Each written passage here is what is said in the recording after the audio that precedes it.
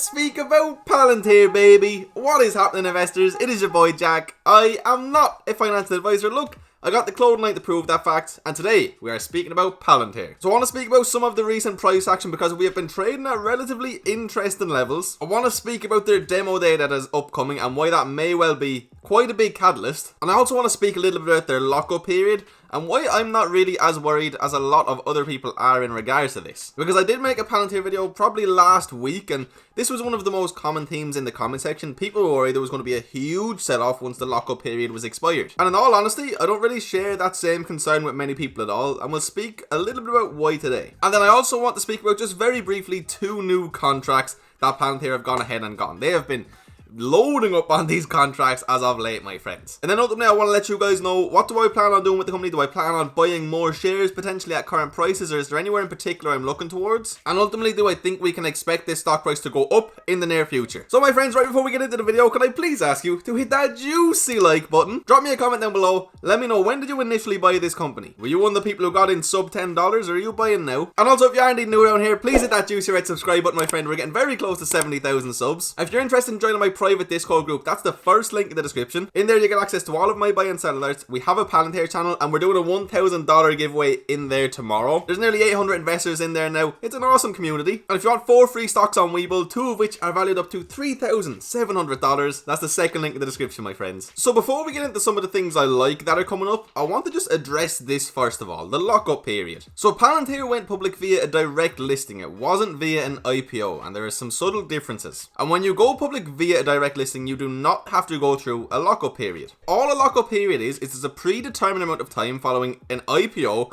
where large shareholders such as company executives and insiders, etc., cannot sell their shares. So the reason people get worried about a lockup period ending is because all of these people who were not physically allowed to sell their shares now have the ability to do so. So people get worried. These really big shareholders, maybe these insiders, whoever they are, they've gone up in value so much, maybe some of them are going to want to sell, which could obviously lead to a sell-off in the company. Now, I don't want to get too deep into the direct offering or anything of the sorts, but this author here came out with insights from real-world data, okay? IG recently looked at 15 stocks with the lockup periods expiring in October. The majority of these stocks saw their price fall before the lockup expiration, okay? So not during it, not slightly after it, but before it. More than likely, that's retail investors selling in anticipation of insider selling. But it turns out that the insiders don't sell. The big money didn't actually sell. But the good news is many stocks saw their price bounce back 3 to 5 days later. A few of them saw no selling pressure at all, and in fact, share price immediately went higher once the lockup expired. So essentially what they do say here, if share prices have skyrocketed since the IPO, some percentage of insiders will want to cash out or sell some portion of their shares. And that makes a lot of sense. I mean, a lot of these guys will have made a whole lot of money. You can't blame them for wanting to sell out, even if they do believe in the company long term, especially if they only sell a few of their shares. If shares have fallen, on the other hand, they're more than likely not going to want to sell out. Now with Palantir, we know shares have gone on an absolutely huge run, okay? I mean, they literally made lows of, sub $9 a share. They did go ahead and make highs above 33, and right now we're sitting, in between 23, 24. Now this lockup period isn't going to be until sometime around February. So my question is, what's going to happen up until then? I mean, are people just going to wait to invest? We're already at very interesting price levels, pretty much right on a very strong area of support. A lot could happen with this company over the next month or two. And yes, sometimes in anticipation of the lockup period coming to an end, we do see minor sell-offs, but we recover very, very quickly. So for me, I wouldn't take it as a reason to put off investing. I would just invest at a price you are happy to pay at. If that happens to be $23.50, I'd invest at $23.50. If you're waiting for it to come down a little bit lower, if you think that's going to happen, I'd wait. But I wouldn't really let the lockup period affect my investing decisions too much. And with that being said, there is a big catalyst coming very soon as well. Their demo day, which is on January 26th. So Palantir's product demos will include its Foundry, Gotham, and Apollo platforms. Product leads will show the latest releases on each platform and describe the upcoming research and development roadmap for 2021.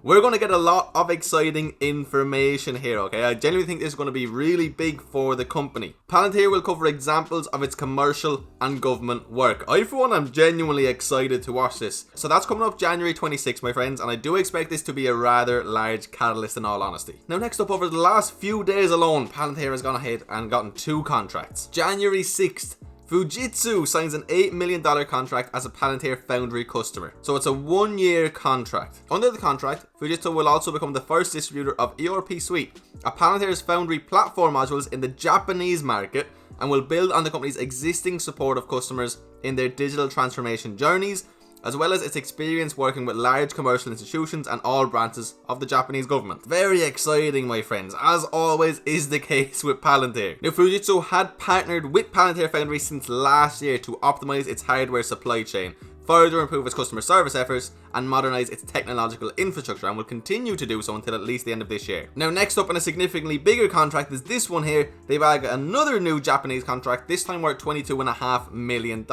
And again, it is a 1-year contract in partnership with Sompo Holdings for the Real Data Platform for Security, Health and Wellbeing. Sompo's RDP objectives will accelerate the digital transformation of Japanese commercial and governmental institutions and create connected infrastructures across key industries. Back in November 2019, Sompo and Palantir jointly established Palantir Technologies Japan KK, a tech company that would provide Palantir's platforms and services in Japan. This is a very common theme with Palantir. We work with companies and we work with them for longer and longer periods of time. Literally, it's a very common theme. And if you do just go to their investor relations, you can see so many contracts like this coming out. So there's the $8 million one we just spoke about. There's the $22.5 million one, okay? 23rd of December, working with the NHS for a $31.5 million contract. The 21st of December, the Army Vantage reaffirms Palantir partnership with a $114 million agreement. I mean, the list goes on and on. There's just contracts absolutely everywhere. There is revenue growth everywhere. There is projected huge revenue growth for this year.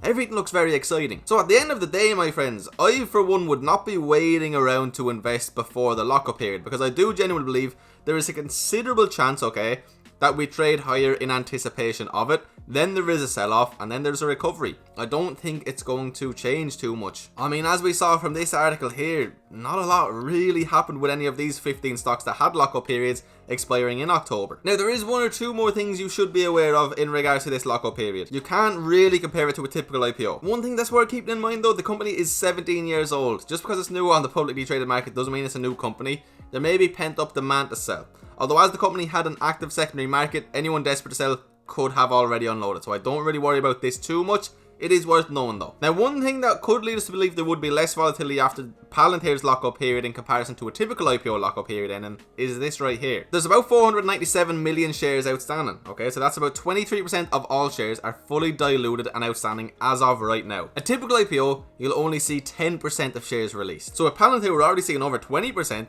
it's over double the typical number of a newly listed company, so keep that in mind. Once again, there's less pressure on prices after the lockup. So I hope that kind of explains my thoughts on the lockup period and why I didn't necessarily put an awful lot of emphasis on it in my last video. Is because I genuinely don't think it's the biggest idea in the world, especially not if you're a long-term investor. I mean, if you plan on swing trading this, yes, you're going to have to be very careful around those particular dates because there is going to be a lot of volatility. But if you plan on being a long-term investor, who really cares at the end of the day? I do genuinely think they're at a really good price. I do as well expect quite a lot of volatility over the next month or two, but from a long-term perspective, I'm very happy to buy here.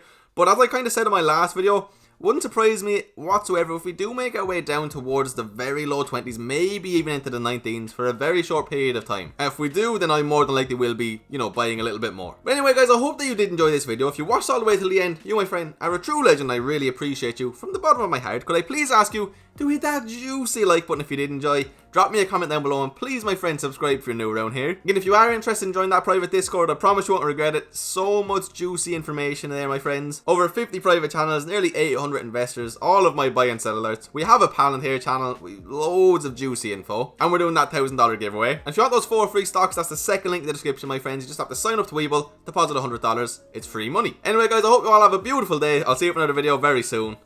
Peace.